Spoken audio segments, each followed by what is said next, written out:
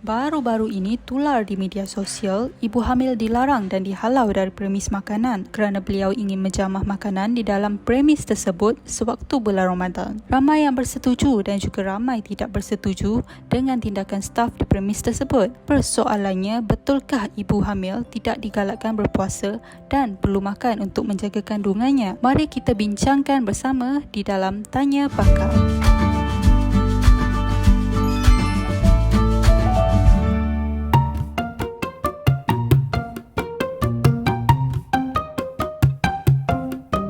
Assalamualaikum dan hai semua pengikut Pak Enma. Anda bertemakan saya Fiza Frizi dalam program Tanya Pakar di mana kita akan membincangkan di antara topik-topik yang berkaitan dengan mama-mama.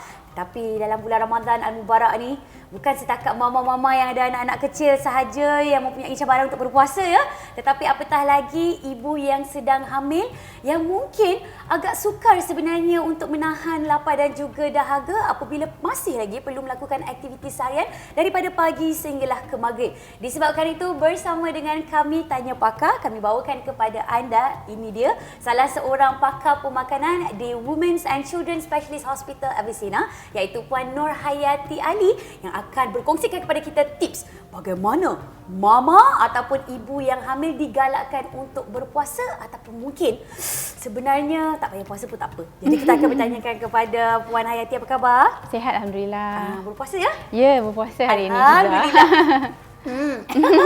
Okey, macam Puan Hayati sendiri, mungkin boleh kongsikan bersama dengan kami. Adakah sebenarnya ibu hamil ataupun mungkin mama-mama yang sedang menonton ni digalakkan untuk berpuasa 30 hari? Silakan. Okey, terima kasih Fiza. Ya, selamat berpuasa bagi semua. Bagi ibu hamil, sebenarnya ada beberapa keadaan yang tidak digalakkan untuk berpuasa. So yang pertama Fiza, kalau ibu hamil tu dalam first trimester yang pertama, sebenarnya dia tidak digalakkan untuk berpuasa, terutama bagi ibu hamil yang mempunyai alahan yang teruk. Iaitu muntah-muntah ke, mual-mual ke. So waktu tu akan mengalami masalah kekurangan tenaga lah. Okey. Yang kedua adalah bagi ibu yang mempunyai masalah kesihatan. Selalunya bila follow up dengan doktor akan sarankan masalah kesihatan ni ibu tak boleh nak berpuasa. Dan bagi ada juga ibu hamil yang perlu mengambil ubat-ubatan. Contohnya kencing manis waktu mengandung, so bersama dengan cucuk insulin. Jadi yang ini tidak boleh digalakkan untuk berpuasa lah. Baik. Dan mungkinlah sebenarnya kan Puan Hayati boleh kongsikan apakah sebenarnya makanan yang sesuai untuk diambil oleh ibu ketika mereka sedang berpuasa sebenarnya? Okey. Yang pertama adalah waktu sahur. So waktu sahur ni amat penting, malah dikira wajib bagi ibu yang hamil. Contoh makanan yang boleh diambil untuk ibu hamil semasa bersahur mestilah gabungan karbohidrat, protein, lemak dan juga serat. Okey, so saya bagi contoh menu lah kan yang senang kan. Contoh kalau dalam satu mangkuk tu kita boleh isi dengan susu ibu mengandung, ada bijirin pagi, kekacang dan juga buah-buahan. Jadi ibu akan dapat manfaat lah, karbohidrat daripada bijirinnya, lemak yang baik daripada kacang, serat dalam buah-buahan dan juga protein daripada susu. Baik. Kalau ibu tu berselera nak makan pagi tu, memang ada selera juga, nak makan nasi, pastikan dalam pinggan tu ada lauk pauk, ikan, ayam ataupun daging dan juga serat daripada sayur-sayuran. Dalam 10 minit sebelum waktu imsak, kita galakkan untuk ambil milkshake, iaitu blendkan susu dengan buah-buahan seperti kurma, strawberry ataupun pisang. Sedap kan? Sedap. Macam tu. Ya Allah. Yang saya ni tengah hamil ni rasa macam nak berbuka puasa sekarang jangan. pula. Walaupun sebenarnya beberapa jam saja lagi kita bakal berbuka, tetapi masih lagi ada di antara ibu hamil yang merasakan mereka perlu mengambil makanan tambahan ataupun suplemen.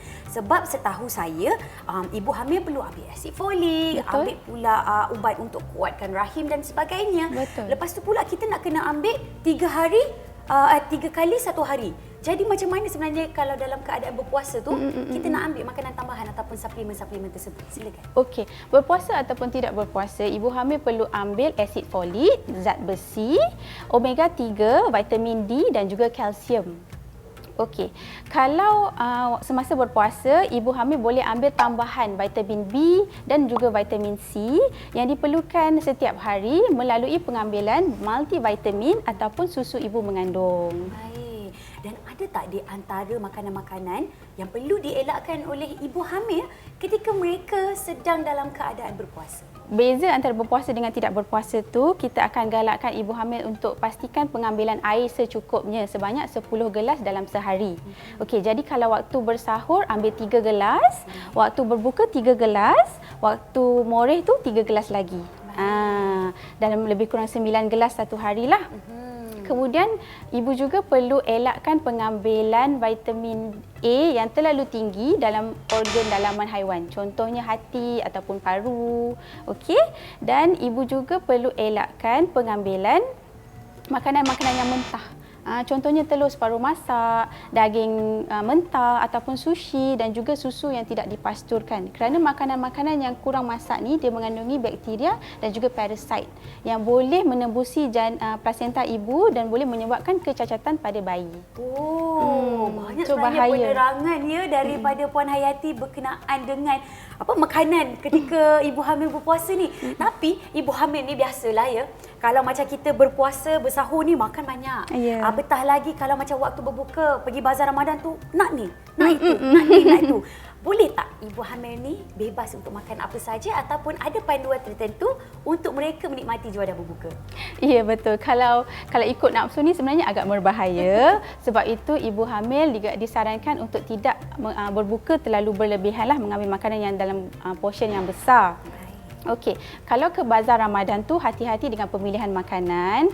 So kongsikan bersama keluarga, jadi kalori tu tidaklah terlalu tinggi.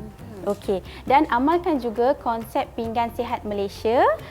Pinggan sihat Malaysia tu Fiza, iaitu 1 genggamnya karbohidrat, 1 tapak tangan lagi protein dan 2 tapak tangan daripada serat, iaitu buah-buahan dan sayur-sayuran. Okey, pilihan makanan juga perlulah dimasak melalui kaedah yang sihat lah, iaitu merebus, sup, panggang ataupun bakar. Dan seperti yang dikatakan oleh Puan Hayati tadi selaku seorang pakar pemakanan, ada di kalangan ibu hamil yang mungkin mempunyai masalah seperti kencing manis ataupun insulin yang dipanggil sebagai GDM. Jadi kepada ibu hamil yang mempunyai masalah GDM ni, apa yang mereka perlu lakukan andai kata mereka ingin berpuasa juga?